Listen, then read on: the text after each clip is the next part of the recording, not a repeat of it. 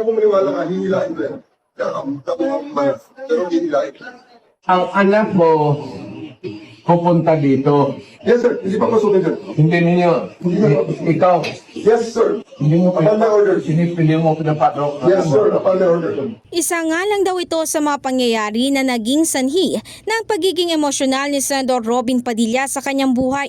Ayon kay Padilla, noong mangyari ang pagdukot at maging pagkulong kay dating Pangulong Rodrigo Duterte sa ibang bansa ay pinigilan niyang kanyang iyak dahil kung hindi raw ay maring humagulgol na sana ang nangingibabaw sa kanya.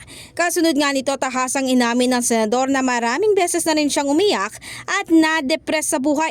Kabilang na nga raw sa mga panahong kanyang naramdaman nito ay noong mamatay ang kanyang ama, kapatid at nang makunan ang kanyang asawa na si Mariel.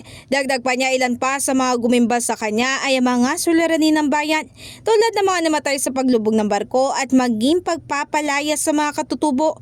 Ngunit sa kabila nga naman ito, sinabi niya na ang kanyang depresyon daw ay hindi nagugat sa digital kundi sa realidad. Kamakailan maaalala nag-viral ang naging pahayag ng senador na weak o mahina ang mga kabataan ngayon. In the heart of changing lives, ako si Brigada Ann Cortas ng 105.1 Brigada News FM Manila, The Music News Authority.